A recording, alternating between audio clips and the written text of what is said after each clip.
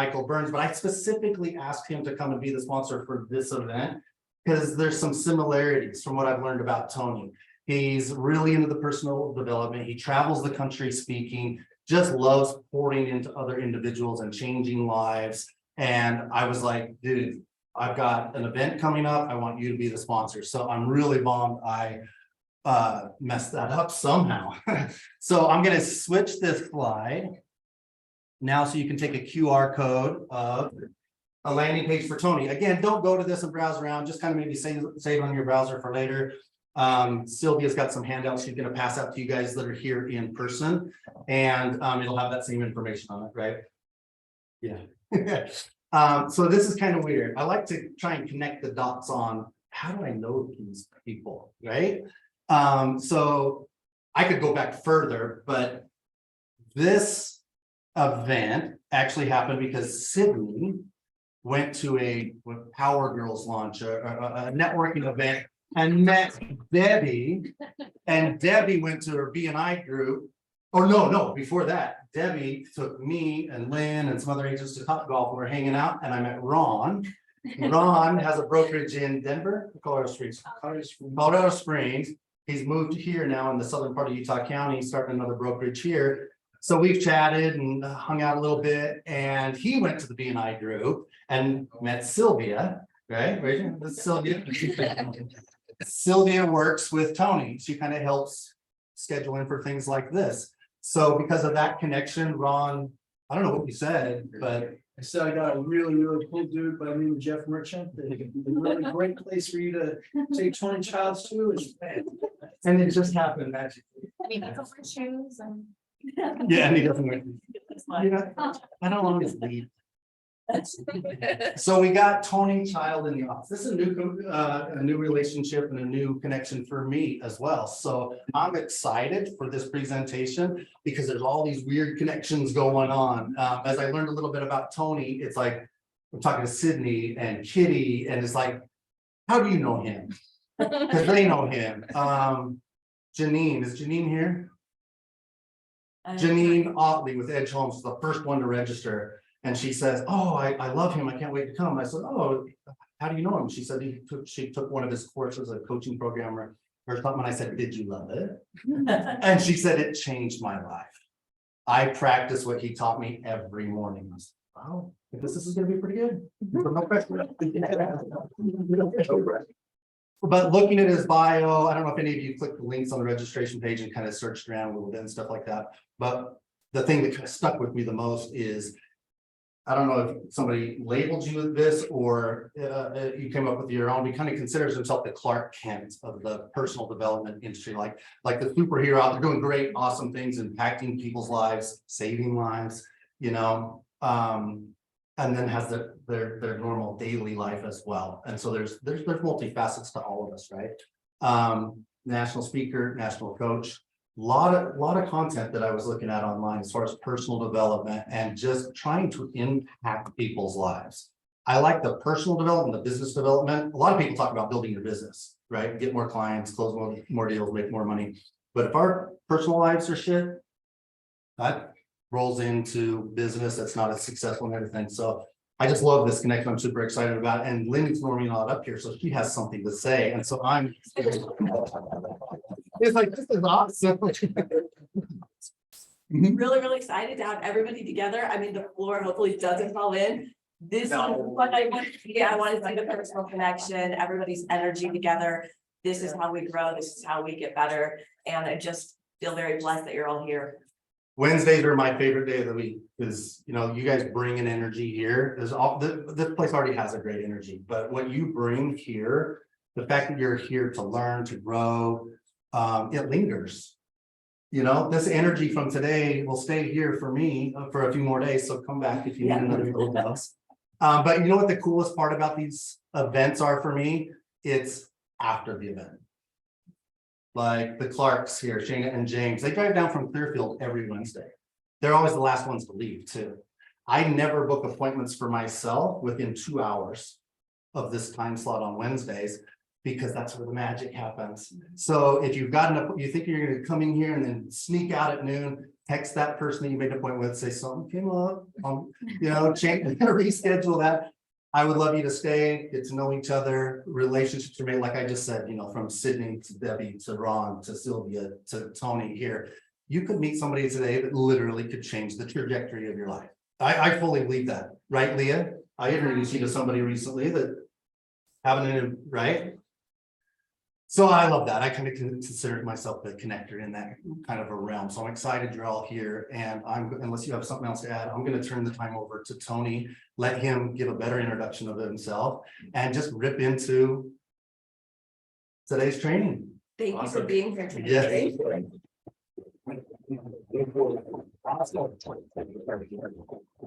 Well, it's good to be here. Thank you for allowing me to be here to be with you all. I see some very familiar faces, which is awesome. I run a different training called VU training and have a few people that are here from that, and it's good to see you. And I'm excited to see all the rest of you. It's always fun to speak to a good, energetic crowd that want to change their life. They want to get better. How many of you, that's you? It's like, I want to change my life. I want to get better. Okay. Really, that's it? 5 people that like raise their hand. And the rest, no, I really don't want to change my life. Like, we have a moment every single day. Every single day we have moments in time where we can change the trajectory of our life. And those moments, they're always presented for us. And we have choices that we can make at any given point in time of whether that's going to happen for us or not. So my life changed about 15 years ago. 15 years ago, I was a banker. For those that don't know, that was my background. I was 15 years in banking, and I did everything from corporate banking to lending to underwriting to overseeing all the curriculum and leadership development for about 2,000 employees. That's where I ended my career as I did that. And so when I was ending my career there, they would send me to different workshops. And the point was to come back and bring information that would be able to help people sell more. How many of you want to sell more? Sure. Yeah. Okay, selling more makes what? Money. Money. How many of you want more money? Yeah. There we go. All right. It's okay to want money, guys. It's okay. We've got some weird stuff around money here, but it's okay to make money. And that was me. So I wanted to make more money. They would send me around to different workshops, different seminars, and it was all about selling more and how to teach more on the selling part of it. And that's what I did at the end of my career is I taught people how to sell more. And one of the workshops that they sent me to was out of Harvard. It was based off a book called The Happiness Advantage. Anybody read that book before? Yes. Okay, Happiness Advantage by Sean Aker. The very first thing that the person said when I went to the workshop is if you change the way you see things, the things you see will change. I thought it was complete bullshit. I laughed out loud when she said it. She said, if you change the way you see, and I laughed out loud. I thought it was so stupid. I was so cynical.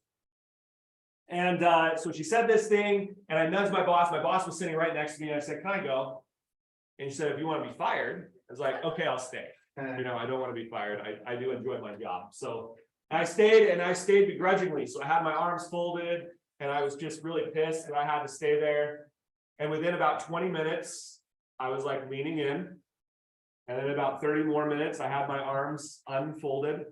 And by the first hour and a half, I was in hook, line, and sinker about positive psychology. When you change your mindset from negative or neutral to positive, everything outside will start changing. It's magical. Okay. I didn't know this stuff. I had no clue about mindset and positive psychology. I thought it was for hippies.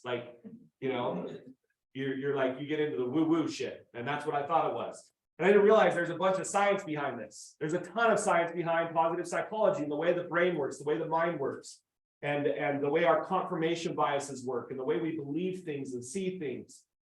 And in particular about our jobs and how we see our clients and how we see the marketplace and the things that we hear about the marketplace. And by the way, what are you hearing right now about the marketplace in home building and in real estate? What are you hearing? What are some of the chirpings that are going on out there? Scarcity. It's in a crash right now, right? Or it's going to crash, or scarcity. What else are you hearing?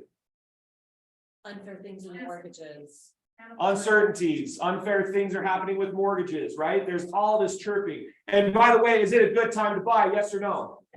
Fantastic time to buy. But if you go out in the world and you listen to the chirping, it's like, I don't know if this is a good time to buy. You know, interest rates are at 6%. I got mine a year and a half ago at 2.8%. That was pretty damn good, right? And so it's like, man, I don't know. Should I buy today? Should I not buy today? And there's all of these chirpings. And if you believe into them, then that's exactly what you will see. And I found that to be my life up until that point. It was confirmation bias after confirmation bias, and I dove all the way in. I wanted to change everything.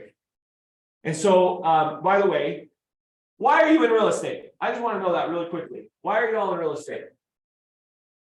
Or doing what you're doing? It doesn't matter. I know there's some people that are not in real estate, but why are you doing what you do?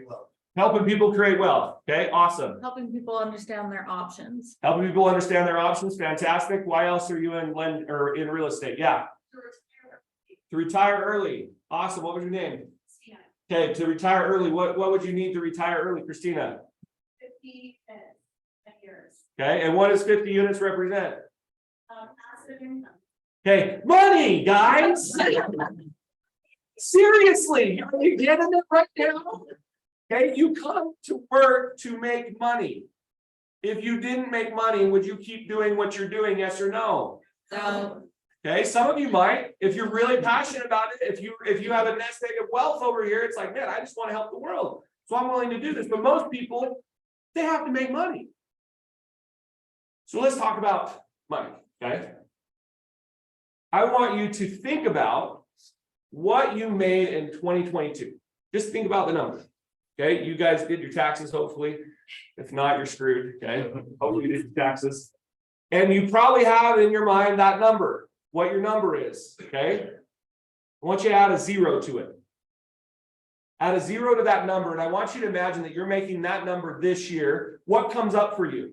What are some thoughts that as I say that, it's like, okay, add a 0 to that number, and that's what you're going to do this year. What thoughts now creep into your brain? Hallelujah. Okay, perfect. I heard one, Mark. How many of you are thinking that? It's like, man, that's awesome, Tony. I have no idea how to add a 0 to my number. Stop killing myself. Okay. Now, that's another part. What does that represent? What Mark just said. Fine. If I add a 0 to my number, then what does that mean I have to do in my life? I have to work what? 10 times harder. Is that true? No, but there's all these programs, there's all these things in our brain that say, well, no, if you do this, you have to do this. And if you're going to get 10 times more, you have to work 10 times harder. It's not true. And it's the ability to say, here's what I want. I want to add a 0 to my number, and I have no clue how to do it. But that's what I want, and that's what I'm going to go after. And what happens is when people link know-how with ability. Now, are you all able to add a 0 to your number this year? Yes or no? Yeah. You have the ability to do it, right? Do you know how to do it? No, you have no idea how to do it, because if you knew how to do it, what you'd be doing? Yes. You'd be doing it. And people don't make 100 grand a year because they love making 100 grand a year. People make 100 grand a year because they're completely oblivious how to do it every month. You see that? Yeah. People don't vacation once a year because they love vacationing once a year. People vacation once a year because they have no idea how to do it every weekend. Right? People don't work 80 hours a week because they love working 80 hours a week. People work 80 hours a week because they don't know how to work 10 hours a week and make more. If they did, they'd be doing it. It's about awareness. And people don't know how. And here's the crazy thing that people do in this planet is when they link these two together and they say, I don't know how, therefore what? I can't. And the moment somebody links those together, the brain will literally shut down. When the word can't enters your brain, no more solutions will come. On anything in life. When you think something is impossible, when you think I can't do that, I can't have that, I can't be that, that's for somebody else, then no more solutions will come into your brain of I wonder what if, I wonder if I did this, I wonder if I did that, I wonder if this happened. The moment I can't enters in, you're done, you're toast. Eliminate that, like there's 4-letter words in my household and I use a lot of them. but there's two. Thank you for laughing. There's two I won't allow in my household, and they're not the F word and the S word. Okay, that's not the two. There's two I will not allow in my household. The first one, can't. I will not allow that word in my household. If my boys who are 14 and 10 say, Dad, I can't do that, I was like, no, you want me to scrub your mouth out? That is my household. Because it's like, I don't know how, Dad. It's like, awesome, let's figure it out. But I know you can. We know you can. You have the ability, you just don't know how. Remain curious. It's remaining curious. It's remaining in this idea of I wonder what would happen. I wonder if, or I wonder why. Okay, that's the first word. The second word is the word hate. I do not allow that word in my household. Even if it's flamboyantly shared. I hate it when, or I hate this, or it's like, stop. Because you're listening. And we have enough hatred in this world that I won't allow it, the word, even in my household. Because the moment you say the word, what happens to your body? It shrinks. Your body shrinks. And if my body shrinks, what happens to all of your wealth and all of your opportunity? What happens to it? It shrinks. Okay? When you say I love, what happens to your body? Did you notice when I said I love? It expands. It is expansive. What happens to your wealth when you love? It's expansive. It's amazing how words will control the body. Okay? So I want to talk about wealth for a minute. I love going and doing studies about wealth. And I went and I studied the 2020 census. Okay. Do y'all know what the Census Bureau is? The 2020 census. Okay. Just making sure everyone knows what that is. So it's a survey that goes amongst all the households in the United States of America, and they survey everything. How many kids you have, how much money you make, what your address is, where socioeconomics are, like they survey everything. And what they found in 2020, so here is the actual statistics. If you make 6 figures in a year, that puts you into the top 9% of income earners in the United States of America. Isn't that crazy? If you make 6 figures, meaning the moment you make it to $100,000, you are now in the top 9% of income earners. Isn't that crazy? It's crazy. Okay, now, of those that make it to $100,000, they made it to the low 6 figures. How many of them, what percentage of those people make it to mid 6 figures, $500,000 or more? What do you think? 2%? 1%? It's actually 10%. So let's say that the number that made it to the 100,000, let's say that number is 10,000 people. It's not, it's in the millions, but let's say it's 10,000 people.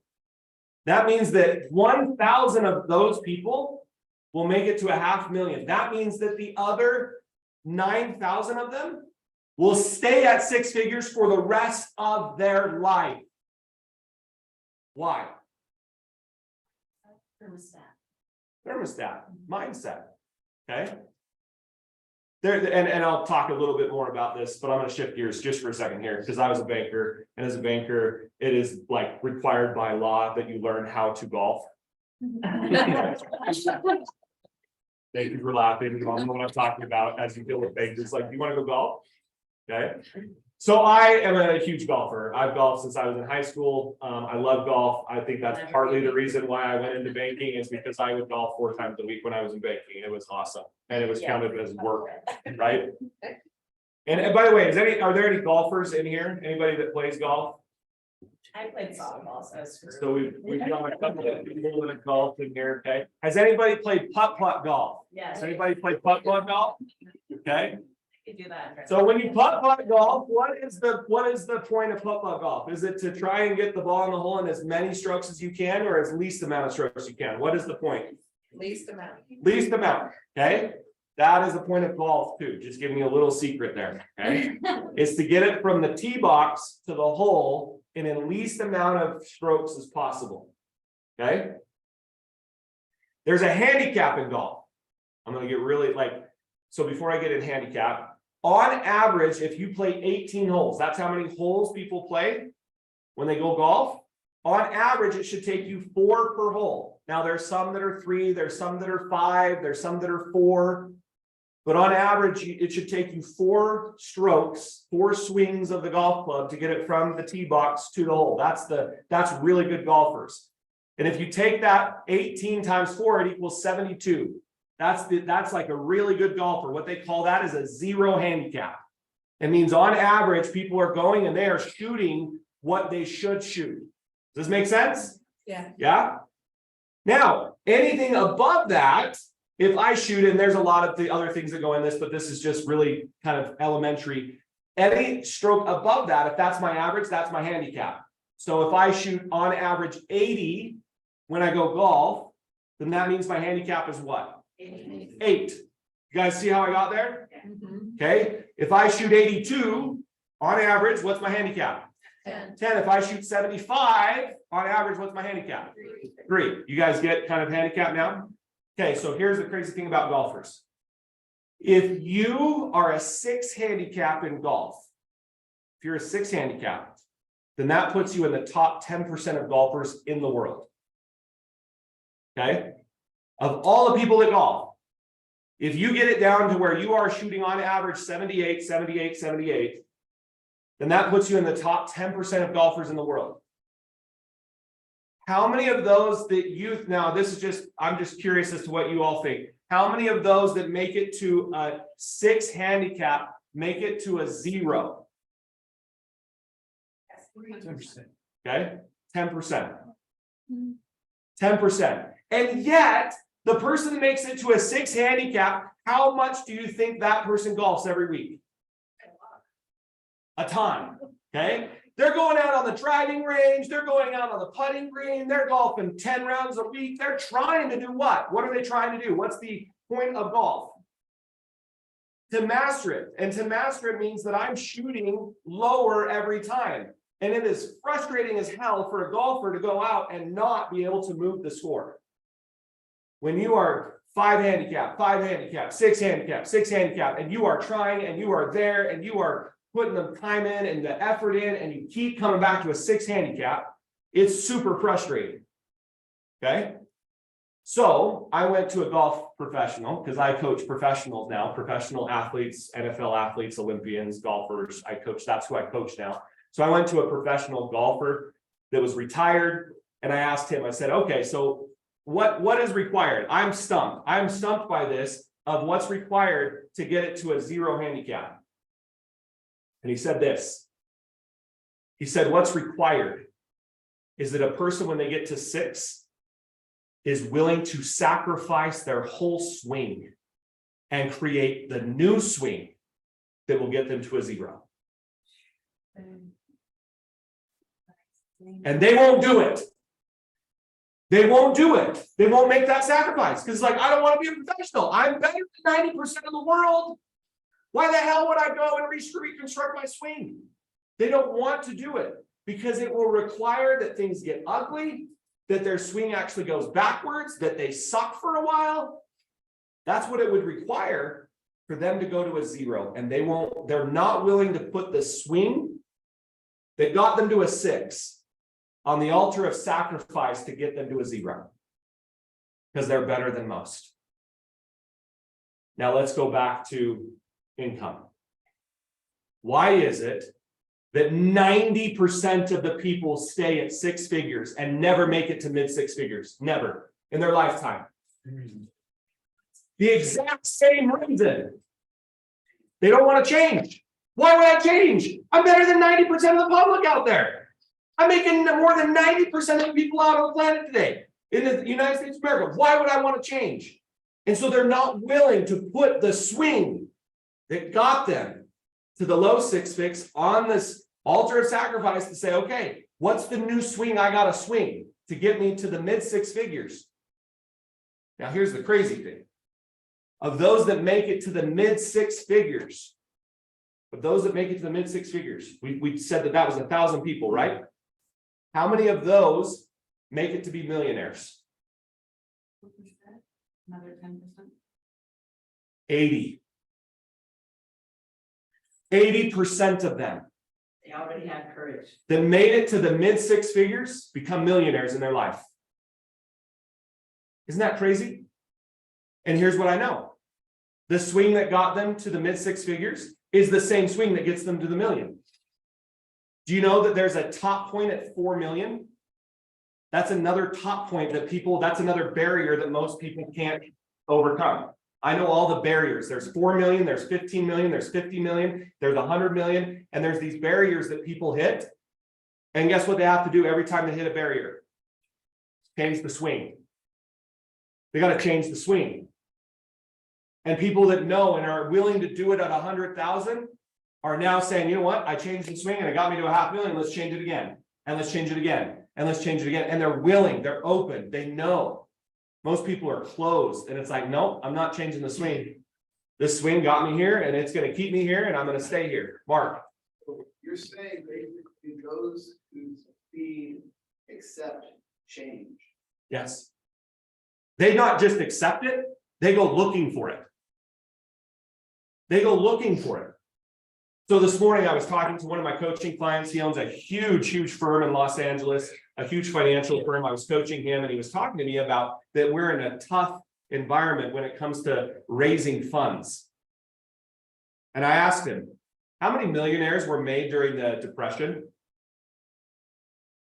How many millionaires? Do you know how many millionaires? Tons of millionaires were made during the Depression. Tons of them. Why? When the whole world was suffering, how is it that people were becoming millionaires? Advantage of the changes. Because they saw opportunity where other people saw shit. And it's how you see things. And when you change the way you see things, the things you see will change. Now, how many of you want more money in your life? Like, I want more money. Okay. How many of you would be willing to accept as a thank you from me to take money from me? If I gave it to you today and I said, hey, I want to give you money as a gift to you, I want to give it to you. How many of you would come up and take it? You won't. Bullshit, you won't. You won't. You won't do it. You want to know why? Go get me my dish. What does the dish say? Right out here. And you all walked right past it. Okay? When you change the way you see things. Too late. When you, by the way, for those that are on here, it's a bowl of money with thanks.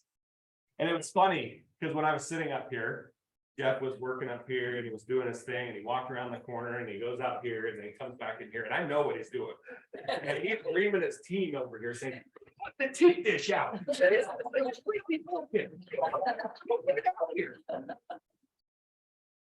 Right? True? Yeah. Okay. But this was my gift. This was my gift.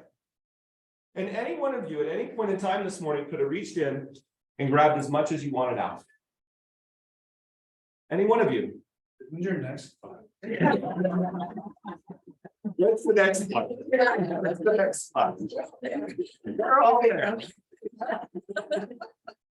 How many opportunities are right in front of you, but you walk right past them because of what you think and how you see?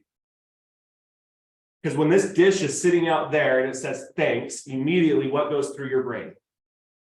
Thanks for you. Huh? Not for someone else. It's for somebody else.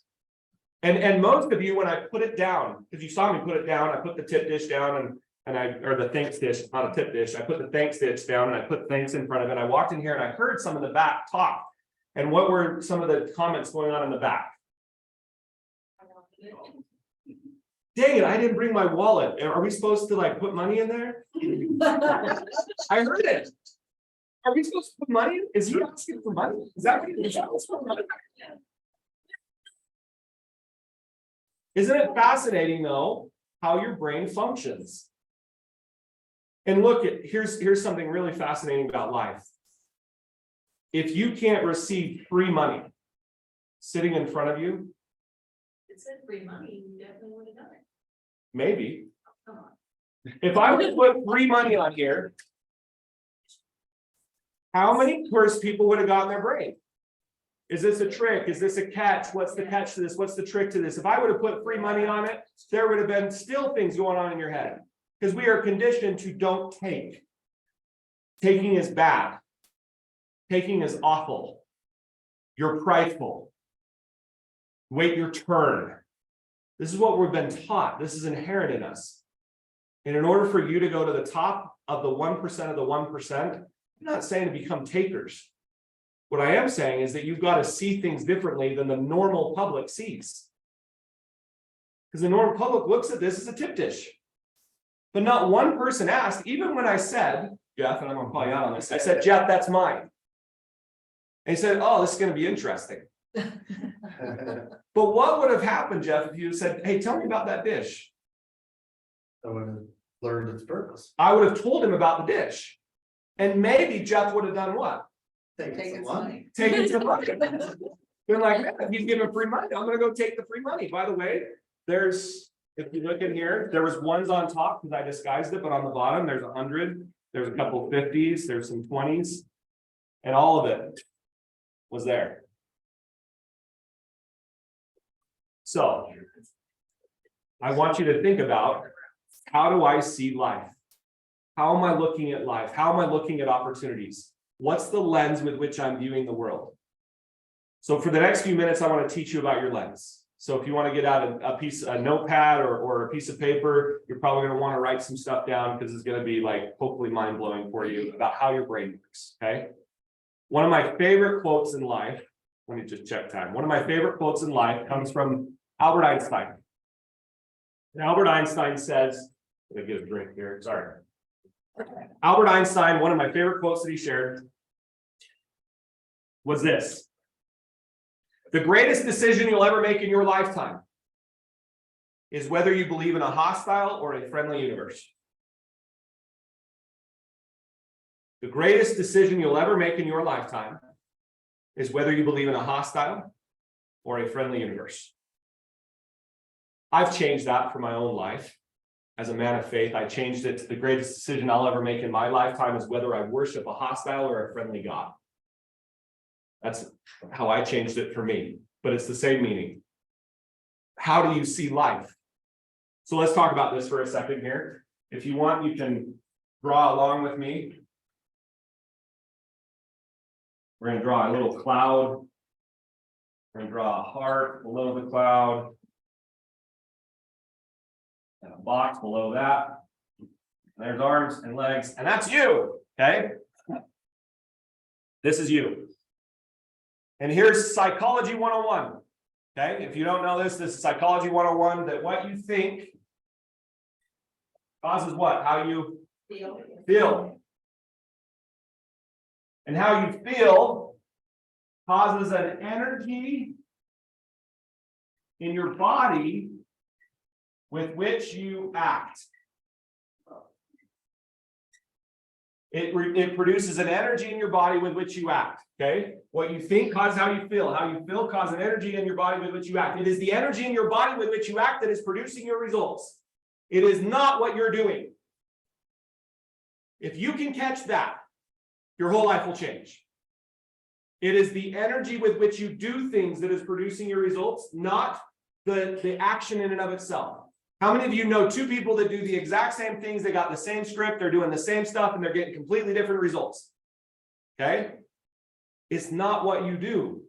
It's the energy. Now, some people are like spooked by this word, because I was, when somebody said energy, it's like, you know. So here's another word that you can use: attitude. It's the same thing. The attitude with which you act. Okay? Attitude, energy in your body, it's the same thing. How many of you have walked into a room and wanted to walk right back out because you could feel the energy and you're like, I just walked into a hornet's nest. Holy cow. I'm going to just walk out. But nothing was being said, by the way. You didn't hear anything. Nothing was being said, but you felt it. How many of you had that experience? Okay.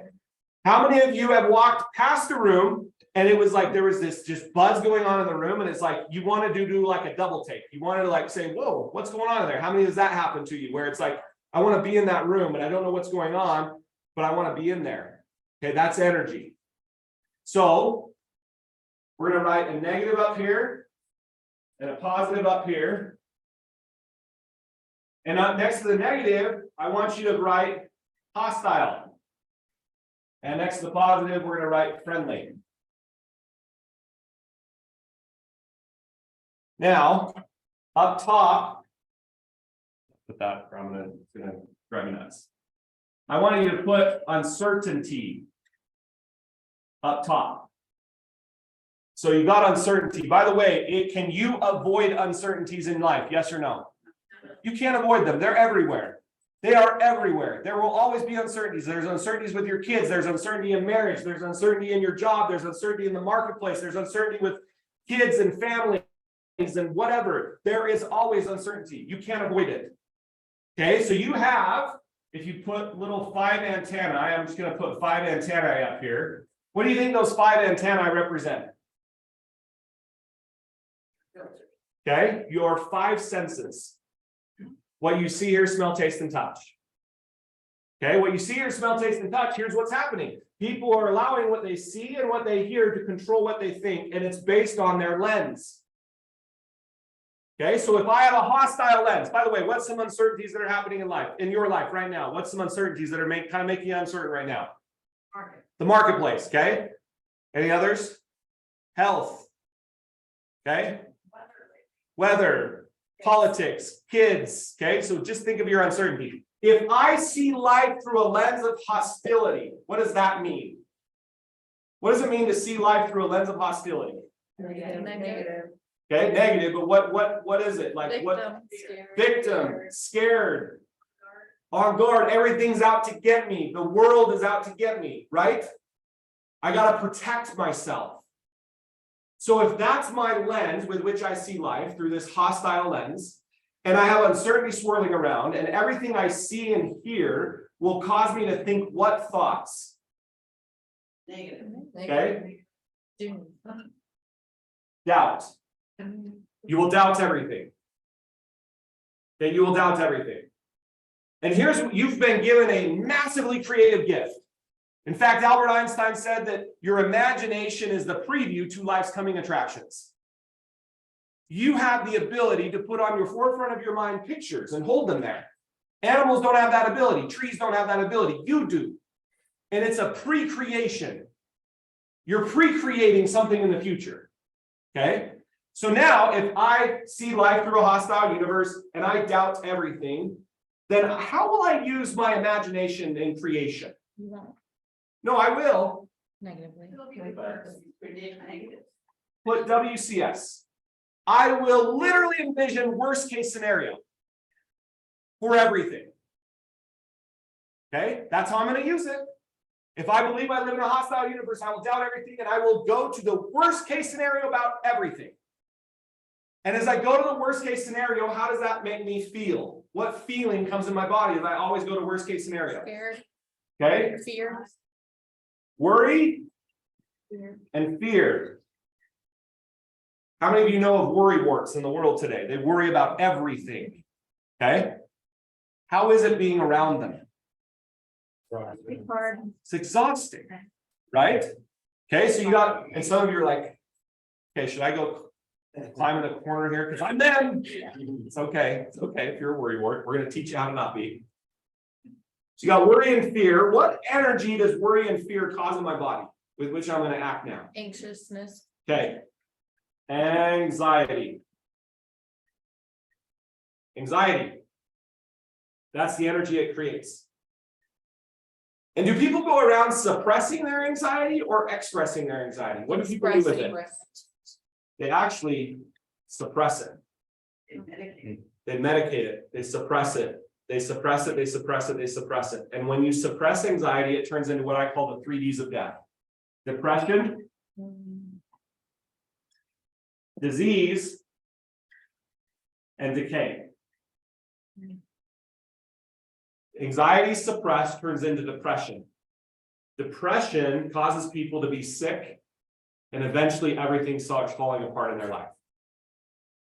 And it's sad. In fact, depression is the #1 problem in corporate America today. Number one is depression. And why is it? Because people are coming to work believing that they live in a very dangerous world. And they have massive uncertainties.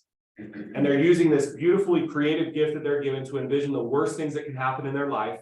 And it causes so much fear and worry that they are literally frozen with anxiety and would rather sleep in their bed. And that's the safest place for them, that they don't want to do anything else. Do you see it? Now, Gallup is the #1 data conglomerate in the world. And I do a lot of study with Gallup. And I've made my own personal correlation of those that are on this side. What percentage of the population lives or frequently visits here every day? 85%.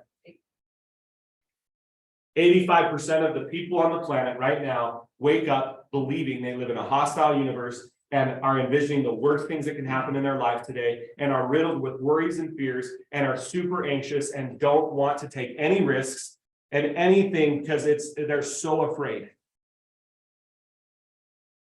You see this? Yes. Okay, so now let's go to the flip side then. So if I believe I live in a friendly universe, I see the same certainty. But instead, what kind of thought will I have if I believe that this is always happening for me, not to me? Everything. Okay? Confidence. Confidence. How many of you would love more confidence in your lives and in your jobs and in your interactions with people? It's like, man, if I could be more confident, that would be so awesome. Okay? Because the confident person, they will envision best case scenario. Yeah, worst thing, that's the worst that can happen. Well, what's the best that can happen? You'll hear them say this. That's the worst that can happen. Well, what's the best? And your brain is wired to protect you. What percentage of the news is negative? All of it. Okay. Why? Why? Why do they keep producing negative news? Why? They won't use. Because you consume it. If you didn't consume it, they wouldn't produce it. Does this make sense? Yes. So they keep producing it because people keep consuming it. Why though? Because your brain has a mechanism inside you to protect you, and it wants to protect you, and it feels good to be protected, and it wants to know dangers. And so if you watch the news, it's like, oh, thank you, this feels so good. I get to see all the dangers that are around me. Oh my heavens. Then you wonder why all the dangers are in your life. Okay? So I've learned now that I got to cut out the news. I don't watch the news. I don't watch the news in 5 years. You want to know where I get my news? Twitter. I scroll through Twitter for 2 minutes a day, and I've pretty much got what's happening in the world. Okay? That's it. 2 minutes, Twitter, I'm done. I'm not oblivious. I know what's happening everywhere, but I don't have to sit and consume it. Because when there's disasters that are happening around the world and people are so glued to their TV screens. I remember in 9/11, anybody alive in 9/11? Okay. Yeah. Hopefully you're all alive in 9/11, right? Do you remember where you were? Yes. Do you remember how much time you consumed watching the news? Yes. How did it make you feel? Here. Shocked, scared, afraid, frustrated, angry. And I'm telling you, the energy with which you act is producing a result. And when you're acting in anger or frustration or fear, what kind of results are you going to get? Not very good ones. Okay. So it's your ability to flip it and say, okay, that's oh man, that's awful. And what can I learn from this? What's the gift in this? What's the positive in this? And it's your willingness to flip it. And when I have confidence, what kind of feeling do I have when I have confidence? Okay. Love. Love. Anybody heard that perfect love casteth out all fear? Love. When you have love, you're not afraid. It literally will cause you to where it's like, I have no fear. Because I feel love. Fear cannot exist in that body when you feel love. And when I feel love, how many of you been in love before? How many of you been in love? Oh, only half the room. That sucks. How many of you have been in love before? Okay, good. What energy is created when you're in love? Endless possibilities. Okay.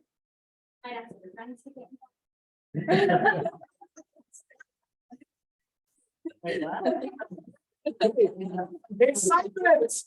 Do you guys notice that? When you're in love, you're excited. You can't contain your excitement. And on this side, where you suppress anxiety, on this side, you express excitement. You can't contain it. And when you're expressing excitement and you're excited about life and you're excited about the world, it creates the three most important words for you as a business leader: momentum, wellness, and growth. That's what excitement causes. You catch the wave of momentum and you feel well and whole and you are growing. Over here, you are shrinking. You are not well and everything is being taken from you. You notice the difference? It's the exact opposite. Everything slows down with depression. Everything speeds up with momentum. And excitement will cause that to happen. So for my mathematicians out there, how many of the population are over on this side? Okay, 15%. 15%. And that's why I do what I do. That's why I come. That's why I'm willing to come and share and talk to people, because I'm telling you this right now. If this is your swing, you will stay right where you are. If you are in a swing of hostile universe and everyone's out to get me and everything's out to get me and I'm riddled with anxiety, you will stay right where you are. But when you're over here and you are confident and you are envisioning the best things of life and you are in love with your life and you are excited about every opportunity that comes and you are catching every wave of momentum and you are taking huge risks, you will get huge reward. So now here's some signs. You guys want some signs of what I'm on the left side or why I'm on the right side? Do you want some good signs so you can kind of determine, like, okay, Tony, this is great, but how will I know if I'm on the left or right? Here's how you'll know if you're on the left. Number one sign, okay? Comparison. Comparison is the thief of joy. Comparison. When you believe that you are better than somebody else or less than somebody else, you are on the left side. When you look at a sales report and it's stacked ranked and you look at somebody at the top and you're at the bottom and you start to feel all those feelings of I'm not worth it, I don't know why I'm here, I don't know what's going on, that is left side. And I'm not saying not to use stack rank reports. I'm saying how does it impact you when you start comparing yourself to everyone else? Because if you believe that you are at the bottom, you will stay right at the bottom. If you adopt all of the feelings that come from being at the bottom of the report, you will be at the bottom of the report. If you're at the top of the report and think I'm better than everybody else, everybody will hate you instead of love you because you're comparing. You don't know your worth. Do you want to know why depression is the number one problem in the world today? These. Why depression is the number one problem in the world. What is the number one problem with depression? What do you think it is? And where do we compare every day? Social media. Do you want to know that the founders of Facebook or some of the high executives of Facebook would ask, would you ever let your kid have Facebook? Do you want to know what their response was? No. Never. Never in a million years. And these guys made it. Never in a million years would I give my kid Facebook. It will destroy them. Why? Because of this. They're constantly comparing and they get depressed. Do you know the suicide rates are at 11 years old now? That they are higher than ever at 11 years old? 11. Can you imagine what you were doing at 11 years old? These kids are on Facebook and YouTube. They're wanting likes. And if they don't get the likes, they don't think they're worthy. At 11. Crazy to me. So here's the number one sign you're over here. You know who you are. I know who I am. I don't need to compare myself to anybody. I know who I am. The world does not need another Tony Robbins. The world does not need another Bob Proctor or Brendan Burchard or John Maxwell or all the people that I follow. The world does not need any of those. The world needs the best version of Tony Child. That's what the world needs. And arrogance, by the way, is over here. Confidence is over here. Arrogance is when I have to compare and I have to make people like I have to be above everyone. So I got to flaunt all my stuff and I got to have the bigger boat and I got to have the nicer home. And I'm arrogant as hell. Why? Because deep down inside, I feel nothing. I don't know who I am. So my stuff will tell the world who I am because deep down inside, I don't know who I am. Over here, I know who I am. I know who I am. Number 2 sign are over here. I'm going to give you 2 signs on each side. Number 1 is comparison. Number 2 is an idea that there's not enough. There's not enough. So in the past week, if you thought to yourself, in the past week, I wish there was more kindness in this world. There's not enough kindness. I don't have enough time. I'm like a chicken with its head cut off. If I had 24 more hours in the day, I could get so much more done. I do not have enough time for that. I don't have enough money. I don't have enough money for that vacation or for that purchase or for that home. I don't have enough money. I don't have enough resources. If they could just give me more help, then I could do my job. I don't have enough resources. And it's this consistent dialogue in the head of I don't have enough. And what that stems from, it stems from looking in the mirror and seeing someone who's not enough, not pretty enough, not skinny enough, not young enough, not white enough or black enough, not enough. And they pick them apart.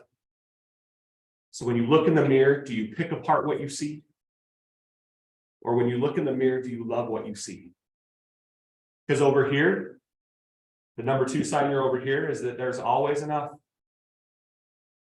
And you're always enough. You're always enough. And when you see you as always enough, you will see the world as always enough. When you change the way you see things, the things you see will change. And when I change this idea that there is not enough and I'm not enough, and I change that and I know who I am, and I change it to there is always enough and I am always enough. It's magic how much kindness you'll see and how much time you'll get and how much money is in your bank account. That's the new swing. You cannot have this swing and hope to make what you want to make in life. The reason why people don't put their hand in this jar is because deep down inside, they don't feel they're worthy of any dollar in this jar. They don't feel they're worthy of it. How many of you know that, like, when you put this jar out and you immediately thought of a tip jar, that you're good tippers? I can put money in here. Tony, like, yeah, you put that out there, I'll put money in. How many of you know that you're good tippers? You're good, generous givers. And you give without needing anything in return. You just give. How many of you know that? I give, I don't need anything in return. Okay, here's the opposite end to that. How many of you know that you are good receivers without the need to give something in return? That you're not keeping a tally in your head, that when somebody takes you to lunch and they're like, hey, Edgar, let's go to lunch. And you're like, awesome, let's go to lunch. And I buy Edgar lunch. And then the next time he's got in his head, like, all right, so Tony bought me lunch last time. I'm going to buy him lunch this time. And I take Edgar lunch again and I buy his lunch again. And now he's down 2. And I take him to lunch a 3rd time. And I buy his lunch a 3rd time. What happens the 4th time? He doesn't want to go to lunch with me. He doesn't want to go to lunch with me. Why? If you can't receive a damn lunch, how can you receive all that this world, this universe wants to give you? The reason why people can't receive is because they believe deep down inside, I'm not worthy of the gift of receiving all that is I am deserving of. And I want you to know, each one of you, you are worthy. You are enough. You can receive. This is my passion in life and showing people how, because it's subconscious. Like, some people are just oblivious to it and it's becoming aware of it. I'm grateful for my time that I've been able to spend with you today. I want you to know that you are all beautiful and amazing and enough. For those that are interested, we do run a 2-day workshop called Pivot Point. These are the things that I love to do, is I love to just show people the science behind all of this. And how do I change? What is it that I do to change my lens? I want more out of life. So that we would like to invite you to that. Normally it's $14.97. We have, because you're here today, Sylvia will pass out a form. Just cross out $14.97, put $247. It's next Thursday, Friday in Lehigh, is where it's going to be. Next Thursday, Friday in Lehigh. If you're interested in coming, we'd love to have you. We do it again in June. And so if you can't come to the one next month, come in June. Here's what I want you to notice though, as they're passing these out. This event, so pay close attention really quick here. This event is not for people who are satisfied with the status quo. If you are satisfied, don't come. I'm super blunt and how I want people to know about, if you believe I'm better than most, Tony, I don't want to put my swing on the side, I don't want to put my swing out there, I'm telling you, then this isn't for you. Because I'm going to challenge the hell out of you. And we're going to go 2 days into your swing. That's what we're going to go into, 2 days into your swing. So This guy has a question. yes, right, Ron. Is that price good for the June or August? Yes, as long as you sign up today, the price is good. As long as we're here for the next hour or so. After that, the price goes back up. So you can sign up for any of the other months. We'd love to have you next week. If those are I got to do this now, we'd love to have you. So Jeff, I'm going to give it back to you. Thank you, brother, for allowing me to be here.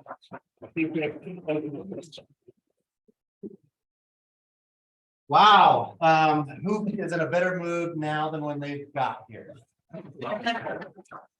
I appreciate you, Tony. Thanks for sharing, bringing value into the office. I hope you guys can linger, stick around, have some lunch, visit, ask questions. You're sticking around. Sylvia, if you didn't remember her name, Sylvia and Tony will be here. Let's visit, let's network, and thanks for coming. Love you all. Thanks, you guys on Zoom. I appreciate you. Thanks for staying to the end. Sorry you're not here, but we're going to cut you loose now. But reach out. I did record this. If maybe you chimed in late, missed part of it. If you want Tony's contact information, yeah, let me reshare my screen real quick. Thank you, Tony, for the reminder. So they'll need to reach out to Sylvia to get a discount. Okay, this actually goes to a link that she gave me, and it has a calendar, right? Yeah. Where you can have a conversation with Sylvia about well, anything, but particularly signing up for the pivot event. What was it called? Pivot Point. So thank you guys. Take that QR code, check it out, reach out to me. Yes, Sylvia just reminded me, if you do want that discount for the 247, was it? You do have to go through her and call her, get on that list, and make sure you make that connection today. It's only in person. It's not in person. Yep, this is an in-person event, but we're in Lehigh next week. You have other. Yeah, it's between Lehigh and Provo. Also, so we're here in Utah. Travel, come see me. We got some Washington, Oregon. We got some other people in other areas. So take that QR code. Love you guys. See ya.